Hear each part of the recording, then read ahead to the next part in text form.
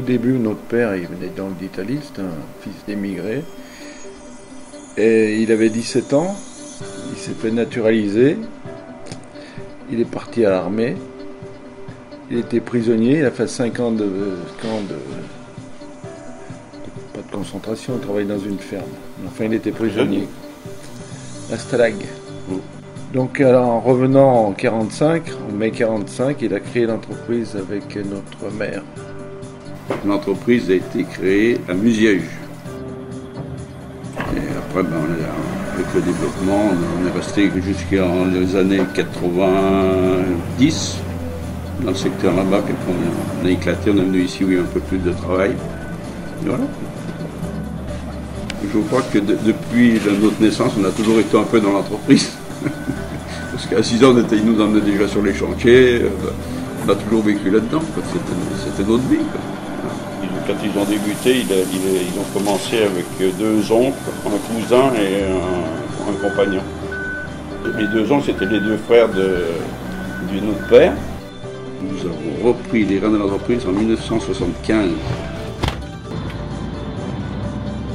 Et un cousin, ils avaient tous le même nom, c'était tous 3 Bortoluzzi et un Bibolet. Ils ont commencé comme ça à casser des cailloux.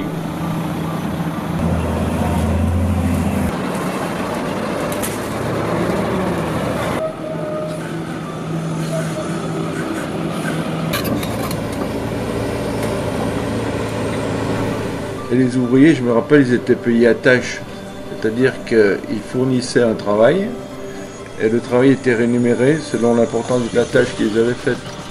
C'est-à-dire que s'ils faisaient 2 mètres cubes de pierre dans le rochement, ils étaient payés 2 mètres cubes. S'ils faisaient 4 mètres de tranchée, c'était 4 mètres de tranchée.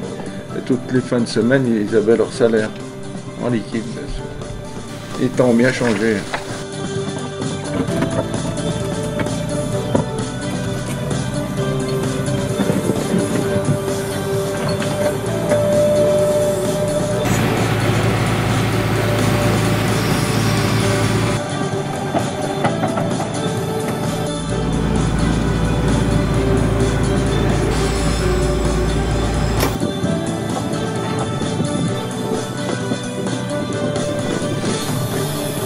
Le plus choqué à cette époque-là, c'était les camions.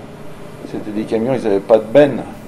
Ils avaient un triangle sur le plateau arrière et des ridelles. Ils chargeaient le camion, ils baissaient la ridelle, après il fallait tirer à la triandine. Les camions étaient chargés à la main toute la journée. On n'a jamais été trop dans les bureaux. Alors, aussi à la fin, mais les dernières années, mais sinon... Le bureau, c'est le travail de Nicole. Ce que tu devais faire lundi là, au niveau du lotissement de la Bouchère. Donc là, on a une maison à terrasser.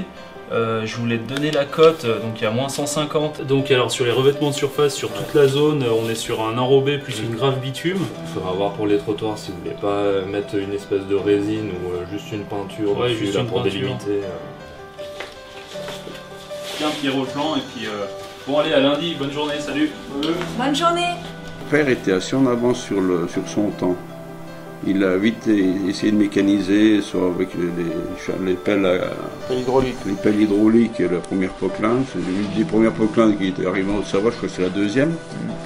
C'est lui qui l'avait acheté. Il était monté sur un GMC, les camions, les anciens camions de l'armée américaine. Et après, il avait racheté un petit chargeur continental, un Trax.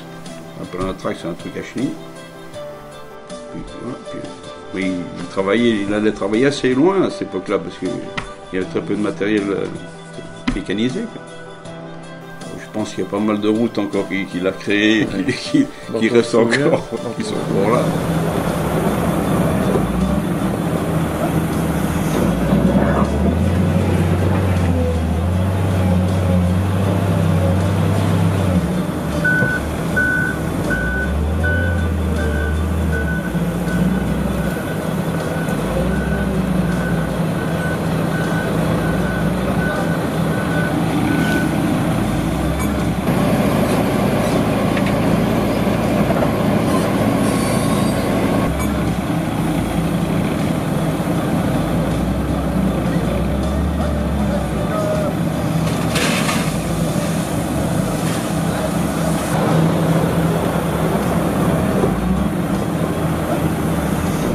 C'est en été, quand le granulat était trop sec, on n'arrivait pas à le compacter, donc il fallait l'arroser.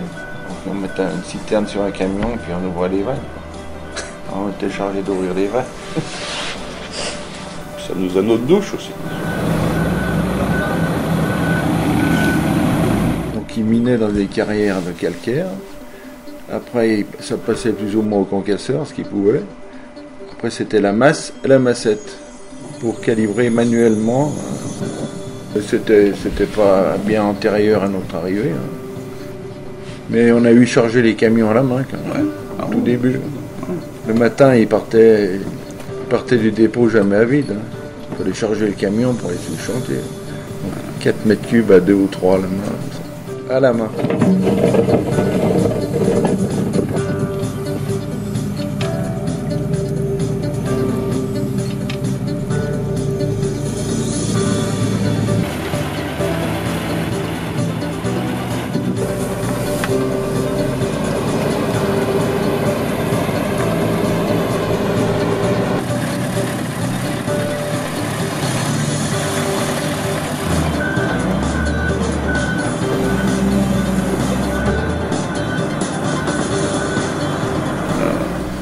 C'est vrai que le matin, on faisait la tournée des mers avec le père. Le dimanche matin, on allait faire la tournée des mairies, on mesurait les fossés des camettes encore, parce que c'était pas... La roulette, ça marchait pas. J'ai ça à faire.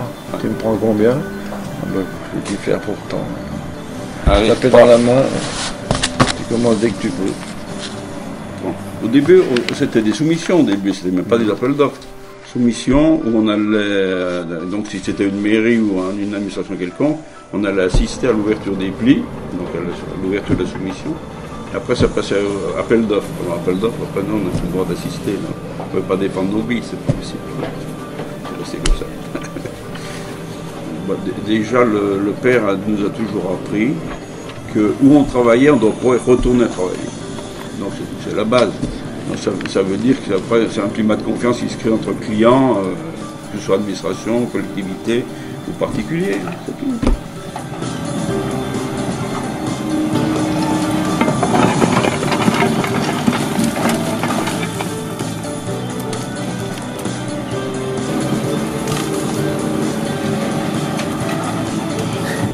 Faut pas avoir de torticolis.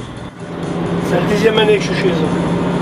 C'est les 10 meilleures années de ma carrière professionnelle. D'une entreprise familiale, où les ouvriers sont écoutés, où on est pris en considération.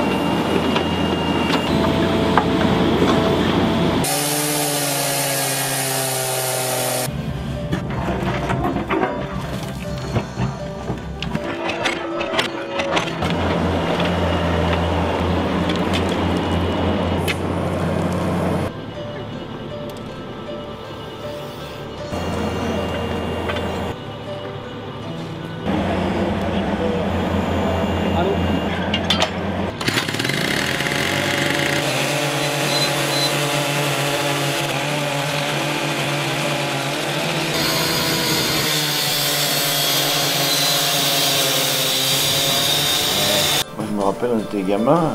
Dans le temps, ils vidangeaient l'eau des réservoirs l'hiver pour pas qu'ils gèlent, les camions. Les radiateurs. Et le matin, ils nous faisaient remplir les radiateurs à l'eau chaude avec un arrosoir. On redémarrait. Hein, avant d'aller à l'école. Bon, il n'y avait pas non plus 50 camions, il y en avait que 2. Il fallait le faire quand même.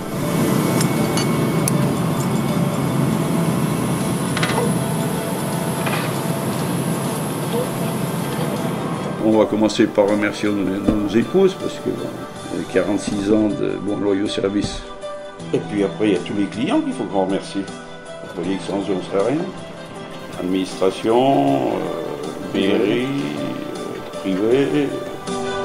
Puis après, il y a tous nos compagnons, parce qu'il y en a qui ont quand même plus de 30 ans de boîte dans l'entreprise. Je pense que ça fait une paye. Tous les jours, je change de jour. j'en enlève un. On voudrait même que ça continue plus loin, parce que encore, le premier fils de Pascal, là, je pense que c'est une vocation aussi pour lui, puis les autres on verra. Il faut qu'ils mûrissent un peu, il n'a que 16 ans le premier. Nous on voudrait que ça dure, ça perdure. On a eu la chance de travailler en famille, quoi. Non, c'est sûr. Puis qu'on s'entende bien. Ouais. On n'a pas économisé nos efforts, Non.